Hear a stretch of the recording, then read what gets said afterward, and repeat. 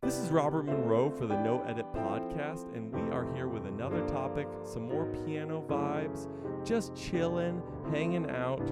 And we're going to start out just by noticing, hey, we're in a new space. Not really. We're in the same space, but I changed things around, trying to make it a little more professional, a little more permanent. Let me know what you think. Anyway, let's get into our topic at hand, which is what are the reasons why you should take a gig, or what is kind of red flags to be like, hey, nah, this gig ain't for me. Without further ado, let's just get into it. The first thing, I froze for just a second there. It's okay. I'm still alive. We're still doing this. The first thing that we need to consider is the pay. Of course it's the pay. Of course we are going to consider the pay. Now, I want to put some caveats on this. If you're starting out, pizza might be good enough. I know that sounds ridiculous, but pizza may just be worth it. That may be your going price at the beginning. You need to be realistic. Music is an extremely competitive field that people love to do, which means that people will do it for free. That's what you're competing against. You're competing against people who are retired that enjoy doing it for free. So you have to price accordingly. Now, am I saying that you should always take gigs even if it just pays pizza? No, do not take all gigs even if they just pay pizza, especially if they just pay pizza. But sometimes it's worth it at the very beginning to get some playing experience, to get out there. As you keep going, it becomes less and less worth it. I would say especially if you've got somewhere between 2 to 3 years experience already playing out, it may have already gotten to the point where it's not really that worth it and you need to raise your rates. On the other hand, there are some market conditions that you just cannot recover from. If you're in a smaller town, it may be that the price is the price and you just have to play if you want to play. I'm not saying it is that way, but it may be the case. If you want to do a very particular style of music, it may be the case that the price is set. Anyway, more on that in a second when we get to topic number 2, which is what type of music are you playing? If it's the music that speaks to your soul, that really excites you about playing your instrument and really makes you ready to practice more and get better, that is a gig you should take or consider taking even if you don't make very much money from it. Like for me, Latin jazz is one of those things.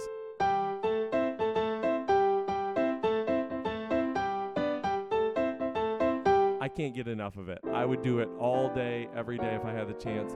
And again, here's the funny irony. Most Latin jazz gigs actually pay pretty well.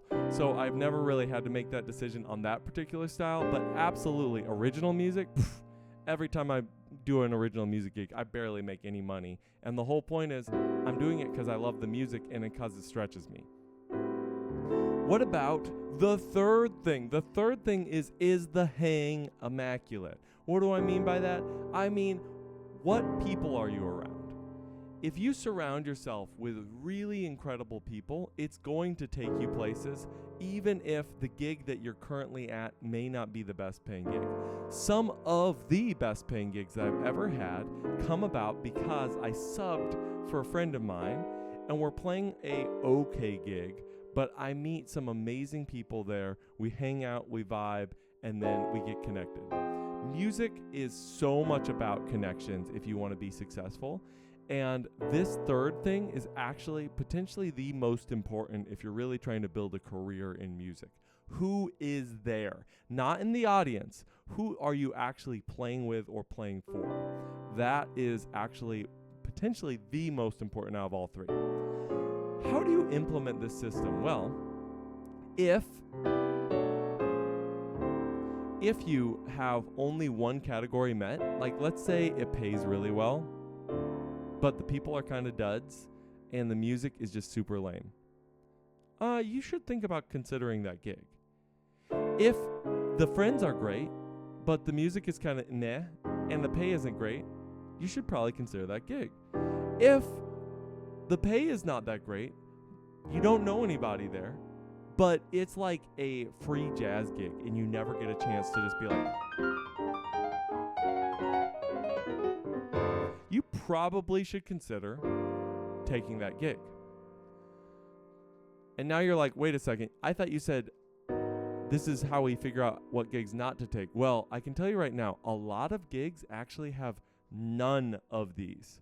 The hang isn't that good, the music isn't that good, and the money isn't that good. That is when you run. You just say, no, I don't care what other things are going on. It's for charity. Okay, maybe you're bleeding heart, go for it.